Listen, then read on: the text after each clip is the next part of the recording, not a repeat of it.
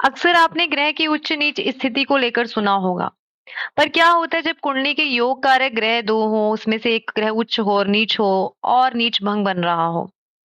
तो ये एक चार्ट है जो मेरे एक परिचित का है, उनका कुंडली में बुध उच्च है, शुक्र नीच है, पंचम भाव में नीच भंग हो रहा है। लेकिन सही मायनों में इसका गहराई से विश्लेषण करेंगे तो आपको पता चलेगा कि इसके क्या फल निकल कर आते हैं। इस कुंडली में लग्नेश शुक्र हैं, पंचम भाव, बुद्धि भाव, इंटेलिजेंस का जो होता है उसी भाव के स्वामी बुध के साथ नीच अवस्था में है। शुक्र अस्त भी हुए हैं, शुक्र की डिग्री 28 है। बुध इस कुंडली के अति योग कारक द्वितीय भाव वाणी और धन और पंचम भाव शिक्षा का और बुद्धि का उसके स्वामी हैं, उच्च हैं, पर बुध की डिग्री 0 है। यानी बुध डिग्री में बलाबल में नहीं है। तो बुध की उच्च स्थिति ना के बराबर मानी जाएगी और शुक्र भी वृद्धावस्था में आकर नीच हुए हैं, इसलिए पूरी तरह से नीच नहीं माने जाएंगे। लेकिन शुक्र अस्त हो गए हैं और जब भी कोई ग्रह जिस भाव में अस्त होता है तो उस भाव से संबंधित फलों में तो कमी करता ही है, साथ ही साथ जिस भाव का है वह स्वामी होता है उससे जुड़े फलों को देने की शक्ति भी कम हो जाती है। अब इस कुंडली में नीच शुक्र और उच्च बुध जैसा कुछ नहीं होगा, ना ही इस शुक्र का बुध के द्वारा नीच भंग होगा। शुक्र और बुध यहाँ दोनों कमजोर माने जाएंगे, इस कुंडली के बहुत योग कारक ग्रह हैं।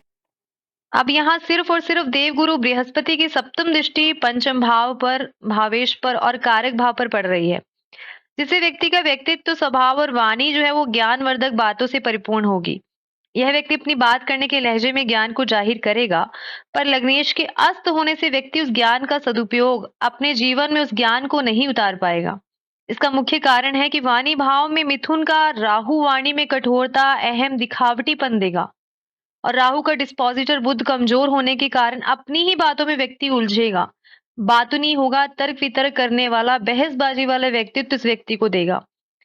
तो उपाय के तौर पे इस व्यक्ति को अपने लग्नेश को मजबूत करने के उपाय करने चाहिए, बुध को मजबूत करे। साथ ही साथ पंचम भाव, पंचमेश और कारक ग्रह बुध से संबंधित जो रत्न है पन्ना और बुध और शुक्र से जुड़े ज्यादातर उपाय इस कुंडली में इन दोनों ग्रहों से मिलने वाले दुष्प्रभावों को खत्म करेंगे। ये नीच भंग राजयोग की परिभाषा सिर्फ और सिर्फ लग्न कुंडली के आधार पर ही बताई गई है। इसके अलावा और क्या चीजें की जा सकती हैं, इस नीच भंग का क्या प्रभाव इस व्यक्ति के जीवन में रह सकता है, किस दशा में, किस गोचर में रहेगा, इसके लिए बाकी सब चार्ट्स और कुंडली को देखकर, नक्षत्र आदि को देखकर ही बताया जाता है।